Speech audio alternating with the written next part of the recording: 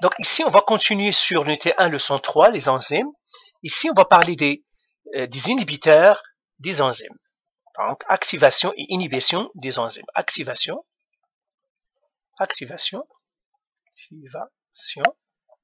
et inhibition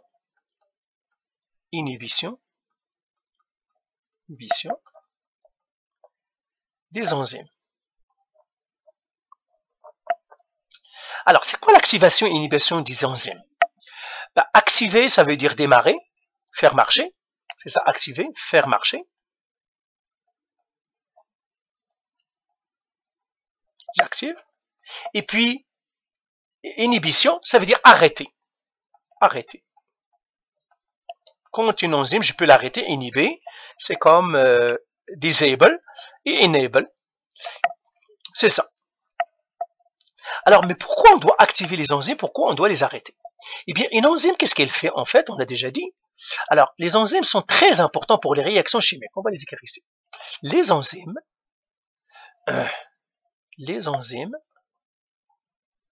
jouent un rôle important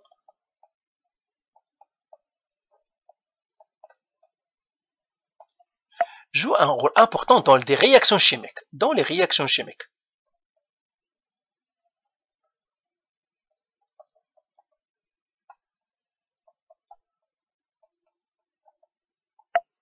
Dans les réactions chimiques.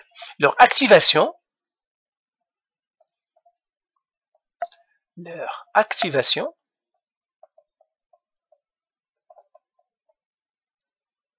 et leur inhibition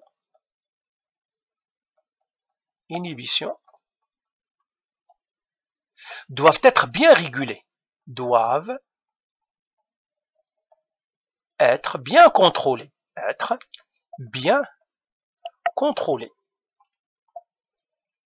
C'est comme pour vous, par exemple, vous avez besoin d'eau, vous ouvrez le robinet, et puis vous avez rempli votre verre d'eau. Est-ce que vous allez laisser le robinet? Si vous le laissez, peut-être que vous allez noyer toute la maison. D'accord? Alors, je donnerai un exemple. Exemple.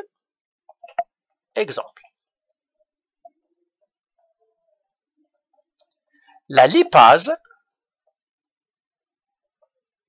par exemple, la lipase dégrade. Ou bien la lipase, c'est une enzyme. Qu'est-ce qu'elle fait, l'enzyme lipase? Elle dégrade les lipides.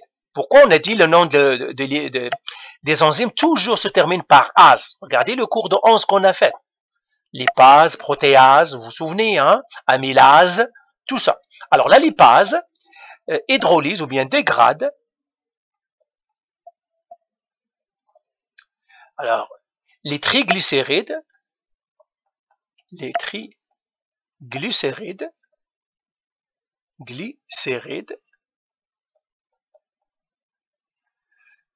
en glycérol et en acide gras. Voilà. Alors, est-ce que cette enzyme doit rester tout le temps travailler? Ben non. Lorsque ton corps a besoin d'énergie en provenance de triglycérides, l'enzyme lipase sera activée. D'accord? Si le corps a besoin d'énergie,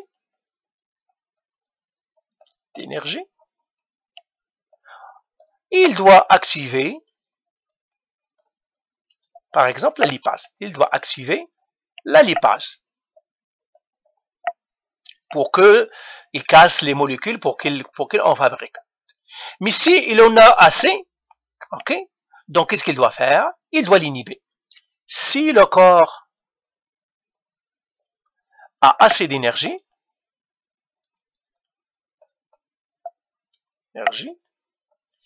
il doit arrêter la lipase.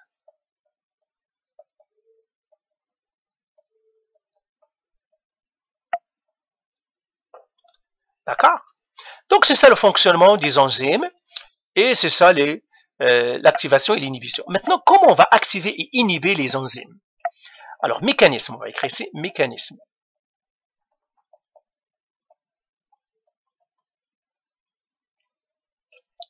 Alors, activation et inhibition des enzymes. Alors, il y a plusieurs façons de le faire. On va faire quelques exemples. Donc, exemple. Donc, exemple. Alors, il y a plusieurs manières d'allumer et d'éteindre une enzyme. Et d'éteindre une enzyme. C'est-à-dire l'activer ou l'inhiber. Alors, première manière qu'on va voir, c'est les inhibiteurs compétitifs. Les inhibiteurs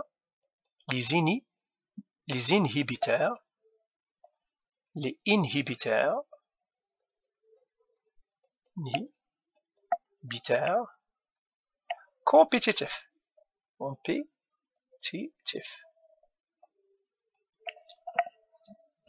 Les inhibiteurs compétitifs.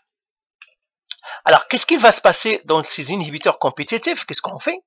Eh bien, si j'ai une enzyme, par exemple, disons j'ai une enzyme qui est comme ça.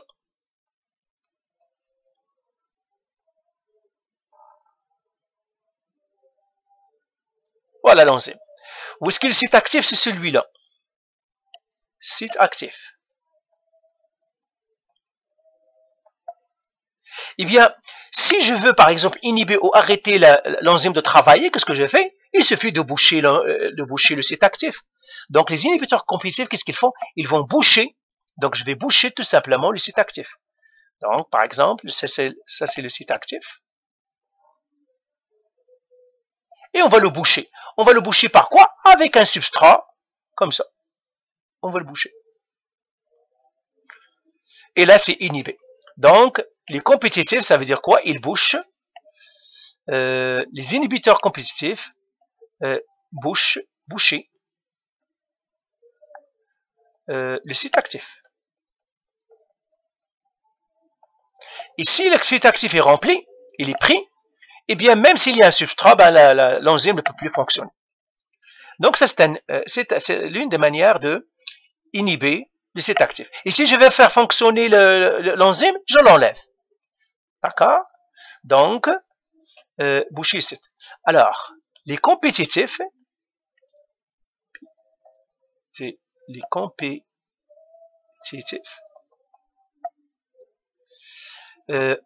bouchent le site actif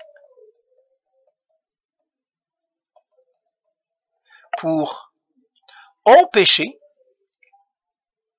l'enzyme de fonctionner.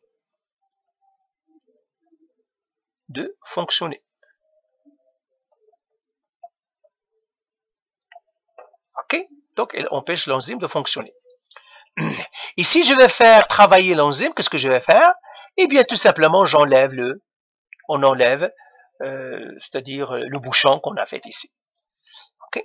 Alors, bien sûr, je ne vais pas rentrer beaucoup dans les détails, mais c'est ça ce qu'on doit faire. C'est ça. Ok. Alors, il y a plusieurs poisons qui fonctionnent comme ça, malheureusement. Il y a plusieurs poisons, qu'est-ce qu'ils font? Par exemple, quelqu'un qui a mangé un poison, par exemple, le pauvre, eh bien, c'est tout simplement, ce sont des inhibiteurs qui vont partir à tes enzymes, des enzymes qui sont très bien, ils vont les boucher, ils ne vont pas les laisser travailler. C'est ça. Hein? Donc, on va l'écrire ici. Plusieurs poisons fonctionnent comme ça. Plusieurs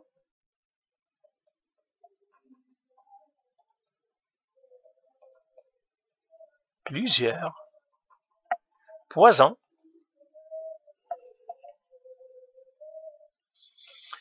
agissent comme inhibiteurs compétitifs. Inhibiteurs compétitifs.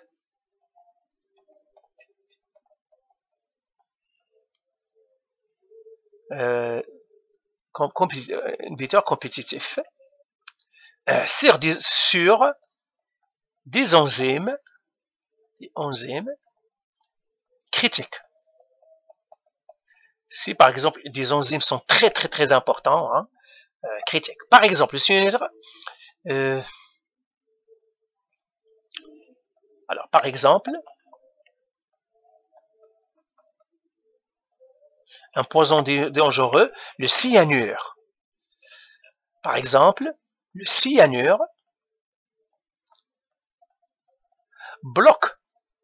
Le cyanure, lui, il va, et qu'est-ce qu'il fait? Il s'attache, bloque, se lie au site actif, se lie au site, ou bien bloque le site actif, bloque le site actif, alors bloque le site actif de l'enzyme,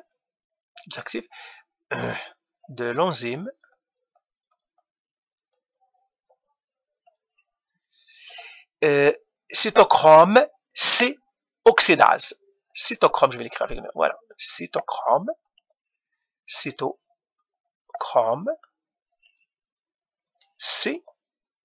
oxydase. Et qu'est-ce qu'elle fait celle-là? Ben, si on bouge cette enzyme-là, c'est celle qui nous aide à respirer et bloque ainsi la respiration cellulaire. Ce qui bloque la respiration cellulaire. La respiration cellulaire. Donc ce poison-là, une fois qu'il rentre dans le corps, il va où?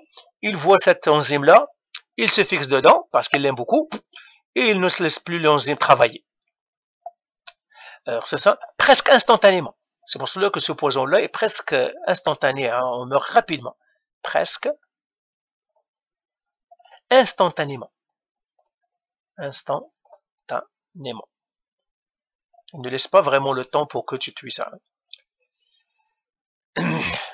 Ok, donc ça c'est l'inhibition compétitive. Ça veut dire je vais remplir, je dis tu vas rentrer par cette porte-là, moi je vais la bloquer ici, je bloque le site. Alors il y a une autre manière, les inhibiteurs non compétitifs. Une manière plus élégante, non compétitifs. On va les arrêter. Les inhibiteurs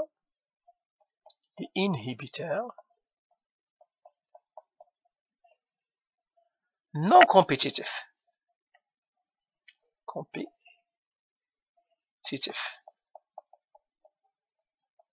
Alors le compétitif, c'est quand par exemple toi tu veux arrêter par exemple tu veux éteindre une lampe, tu vas l'enlever. C'est ça compétitif. Alors non compétitif, ben, on va laisser le site, on va pas le toucher, mais quand même on va essayer de ne pas le laisser travailler. C'est tout. Alors comment on fait ça? Alors les inhibiteurs non compétitifs, les inhibiteurs non compétitifs non compétitifs, les inhibiteurs non compétitifs,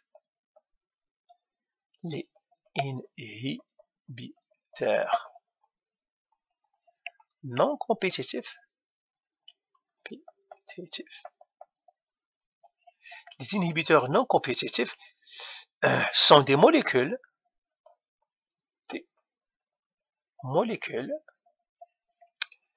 qui se lient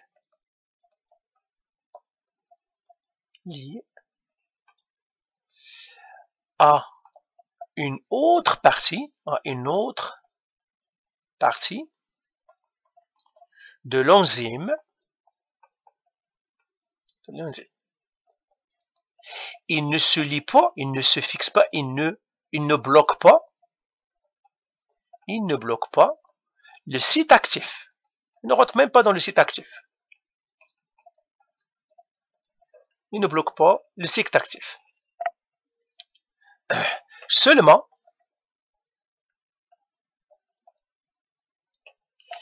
il dérange l'enzyme qui change de forme, la forme du site actif.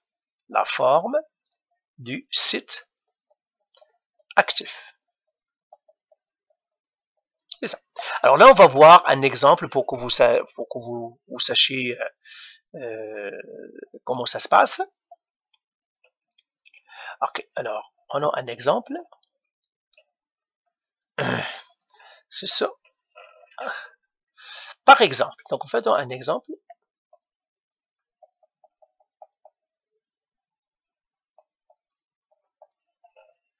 j'ai une enzyme qui est comme ça.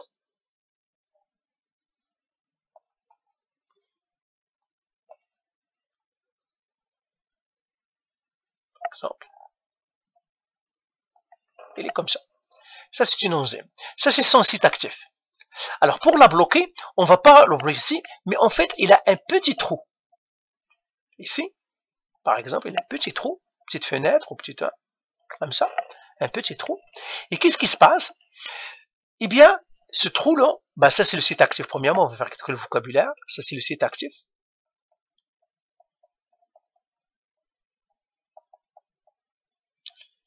Et ça c'est, on l'appelle le site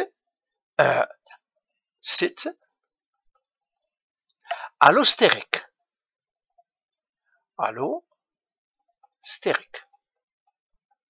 Ce point-là, on l'appelle le site allostérique. Alors, comment ça fonctionne? Alors, pour arrêter l'enzyme de fonctionner, eh bien, tout simplement, qu'est-ce qui se passe? Par exemple, sa forme pour travailler, il doit être carré comme ça. Il doit être comme ça. Sinon, il ne fonctionnera pas. Eh bien, qu'est-ce qui se passe? Si on le... Alors, je vais la retracer ici. Pour l'inhiber, donc là, on va faire, il est actif.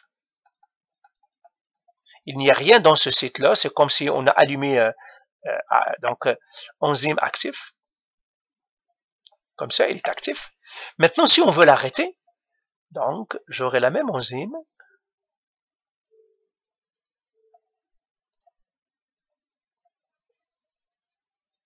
J'ai la même enzyme.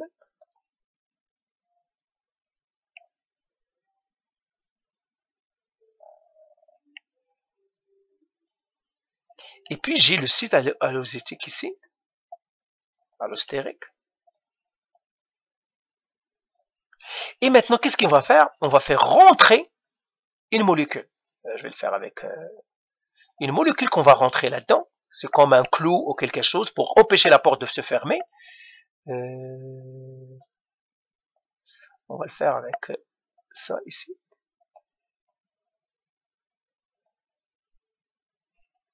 Qui va rentrer? Un inhibiteur. Celui-là, on l'appelle inhibiteur. Inhibiteur. Une fois que lui rentre, ce site-là ne va plus être comme ça parce qu'il le dérange. Et celui-là va devenir, par exemple, comme ça.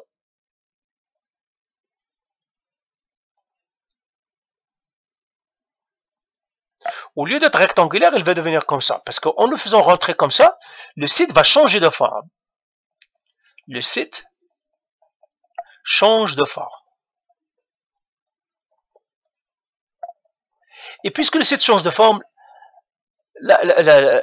l'enzyme ne peut plus travailler. L'enzyme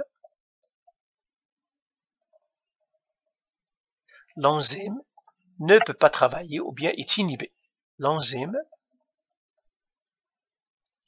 est inhibée. Arrêtez. Ne peut pas travailler. Ne peut pas travailler. Donc, c'est ce qu'on appelle inhibition allostérique. Celle-là, on l'appelle la régulation allostérique. Alors, ce procédé, ce mécanisme s'appelle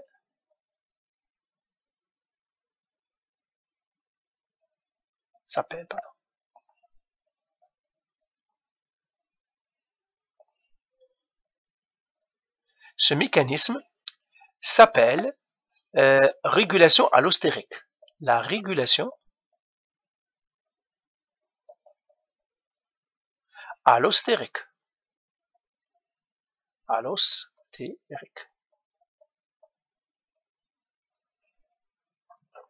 Elle s'appelle régulation allostérique.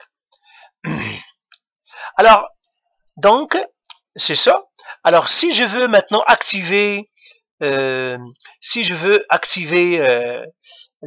l'enzyme, il suffit d'enlever en fait l'inhibiteur allostérique. Celui-là, on l'appellera inhibiteur allostérique.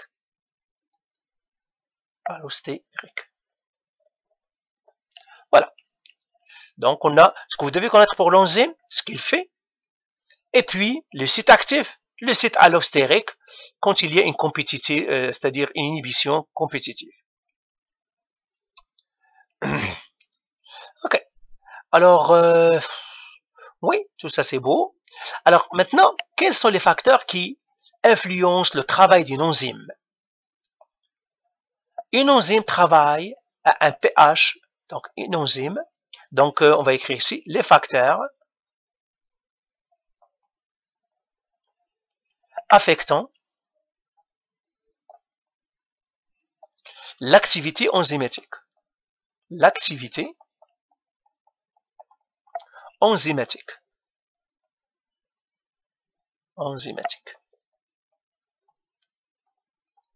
Alors, une enzyme, c'est une protéine fabriquée d'acides aminés, donc il y a les acides là-dedans. Alors, elle fonctionne très bien à une température optimale et à un pH optimal. Alors, une enzyme, chaque enzyme a un pH et une température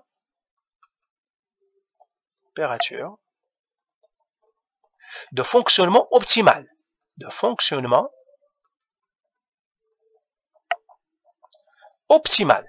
C'est là où il faut travailler, optimal. Comme il y a des gens qui travaillent la nuit, très bien, ceux qui travaillent le jour, chacun à sa manière, c'est-à-dire à son de travail. Alors, oui. Alors, certains enzymes fonctionnent mieux à un pH 7, donc on va faire exemple. Certains enzymes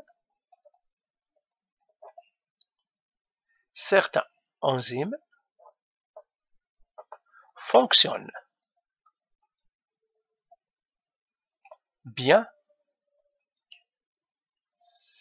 bien à un pH neutre.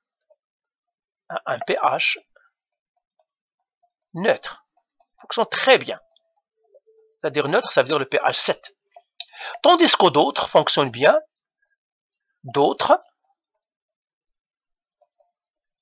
Fonctionne bien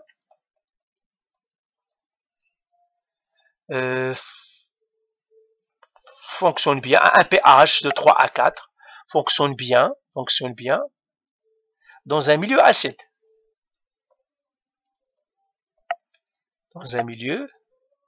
acide. pH 3 à 4. Ok? Alors on fera un petit dessin. Par exemple, je pourrais avoir un dessin comme celui-là. Donc, faire ça ici.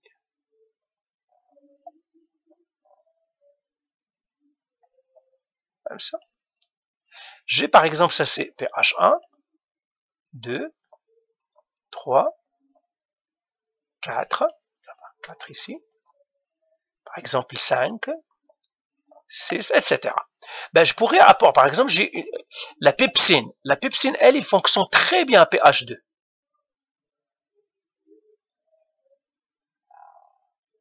À pH 2, il fonctionne très bien. Par exemple, la pepsine. C'est une enzyme, même si ça ne se termine pas par un ase. Il y a une autre qui fonctionne très bien, l'amylase par exemple, fonctionne très bien à pH 5.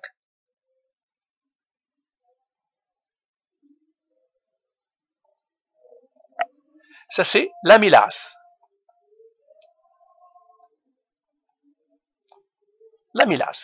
Ça par exemple c'est le pH, le tableau des pH, ça c'est les pH. Et ça c'est activité de l'enzyme. Donc par exemple il fonctionne à 100%, pourcentage, activité de l'enzyme. Ça c'est 100%. Ça c'est 50.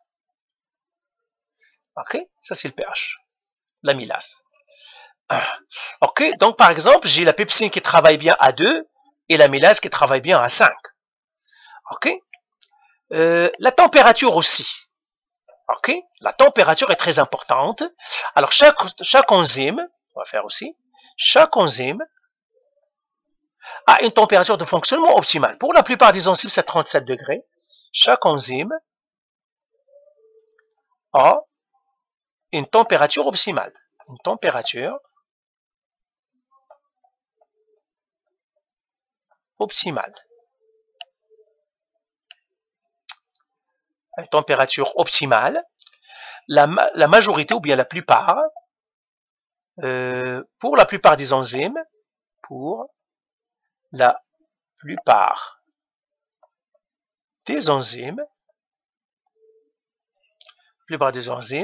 elles fonctionnent à 37 degrés Celsius. Elles fonctionnent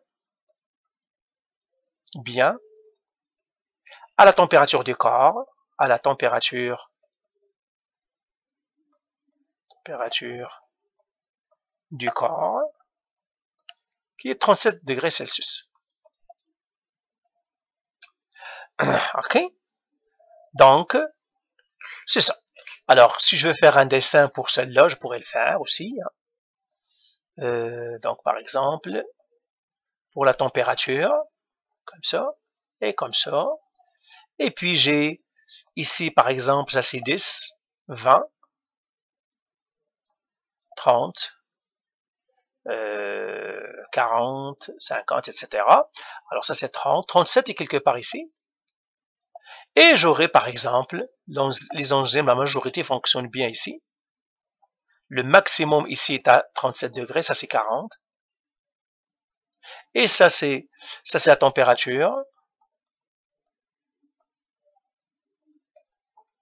Et ça c'est le pourcentage activité de l'enzyme. Activité de l'enzyme.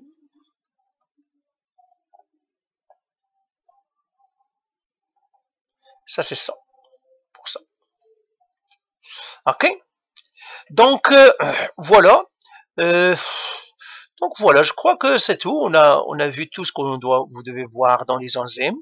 Donc je vous donnerai des exercices et puis c'est tout. Hein. Parfait. Allez, bye.